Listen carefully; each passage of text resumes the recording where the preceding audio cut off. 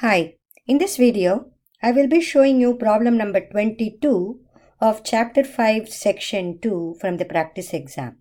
Use the form of the definition of the integral given in the theorem to evaluate the integral 1 through 4 x square minus 4x plus 4 dx. Here the theorem that we are referring in this problem is the definite integral represented as a Riemann sum. So integral a to b, which is a definite integral, fx dx equal to limit as n approaching infinity, sigma I varying from 1 through n, f of xi delta x, where delta x is b minus a over n and xi is a plus I delta x. Now let's identify all these letters in the theorem. So in this problem, a is the lower limit, a equal to 1, and b is the upper limit, so b equal to 4, and f of x is the integrand, which is x square minus 4x plus 4. Then we can compute delta x, which is the upper limit, b minus a over n, upper limit minus lower limit divided by n, which is 3 over n. Then we can find out what xi is, which is a, which is a lower limit, which is in this case 1, plus I, delta x is equal to 3 over n. So it is 3 over n.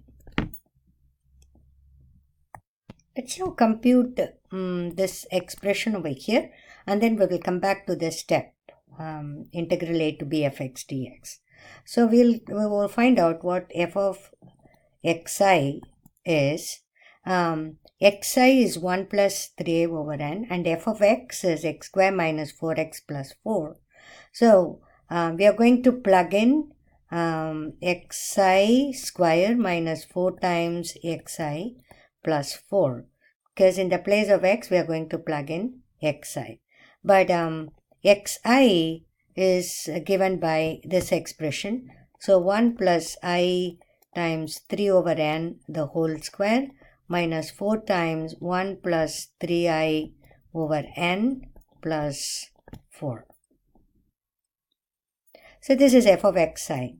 Now we can expand this also. So which is going to be 1 plus 6i over n plus 9i square over n square, then minus, if we distribute, it is 4, then minus 12i over n plus 4. So if we simplify this, 9i square over n square, then there is a 6i over n, there is a minus 12i over n, so that will give us negative 6i over n. Then we can cancel the 4 and we are just left with 1. So this is f of xi. We call this step as step 1 and this is step 2. Then we have f of xi delta x, which is 9i square over n square minus 6i over n plus 1 times delta x. We have got delta x, which is 3 over n. Now we have to find out the sigma here. This one, it involves a sigma. So we will do the sigma and then take the limit. Sigma f of xi delta x, where I varies from 1 through n. So it is sigma I varying from 1 through n, 9i square over n square minus 6i over n plus 1 times 3 over n. So combining all this together into the theorem, integral 1 through 4 x square minus 4x plus 4 dx, which is a definite integral. By definite integral we mean you have a lower limit and an upper limit, a definite value for lower limit and an upper limit, equal to limit is n approaching infinity, sigma I varying from 1 to n, 9i square over n square minus 6i over n plus 1 times 3 over n. Now we have to simplify this result. So limit n approaching infinity, that this is independent of I, so it doesn't have to be inside the sigma, so we can take this out, 3 over n. Then anything involving I should go with the sigma, so it is a 9 over n square. We can distribute the sigma to the three terms, so we can write this as a sigma I varying from 1 to n, 9i square over n square, minus sigma I varying from 1 to n, 6i over n, plus sigma I varying from 1 to n, 1. We have actually distributed the sigma to all the three terms. Now we should also use one of the earlier results that we have, sigma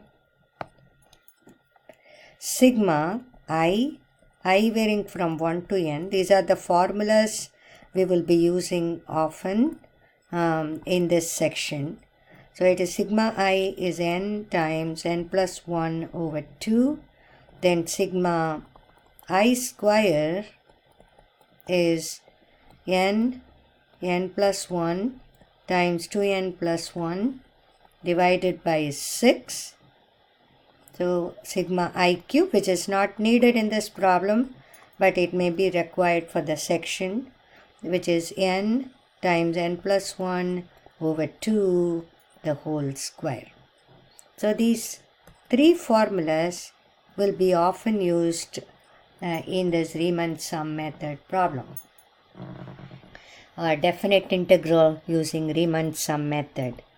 So we have limit as n approaching infinity 3 over n times this, the way we write this one, it is 9 over n square sigma I square, then minus 6 over n sigma I varying from 1 to n I, then sigma I varying from 1 to n 1. That means 1 is counted or added to itself n times, so that will be just an n. Now it is limit n approaching infinity. So we can have this one, even the 3 over n distributed. So this is going to be, if I distribute, it's going to be 27 over n cube. Then sigma I square is going to be n plus 1, 2n plus 1 over 6, which is this formula that we have here. This formula that we have here. And then we'll distribute the 3 over n. That will be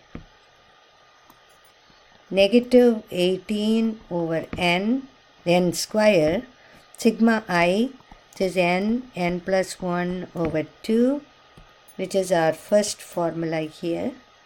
Then we are distributing the 3 over n to this one. So 3 over n times n.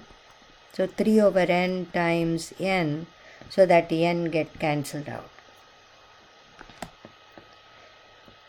So if we simplify this, we get limit as n approaching infinity of 9 over 2, n plus 1 to n plus 1 over n square, minus 9 times n plus 1 over n plus 3. So we did all the simplification in this step.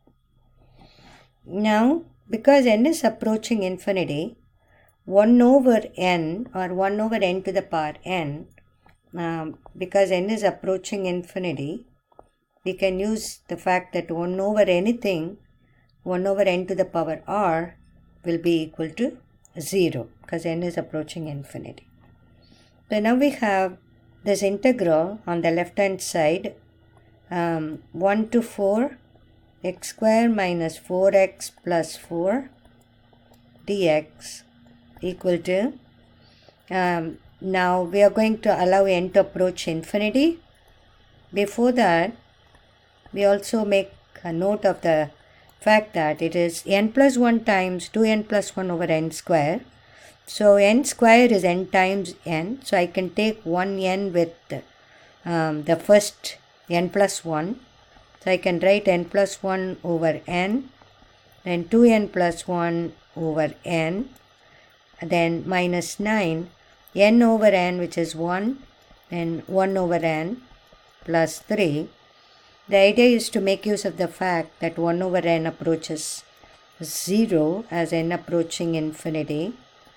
So we get 9 over 2, n over n 1, then 1 over n, then it's 2n over n, that is a 2, plus 1 over n, minus 9 times 1 plus 1 over n, plus 3.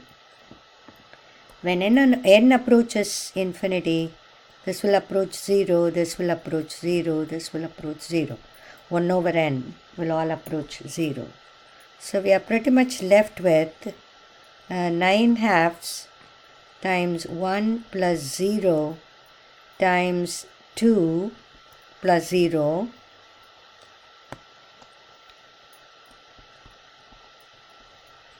minus 9 times 1 plus 0 plus 3.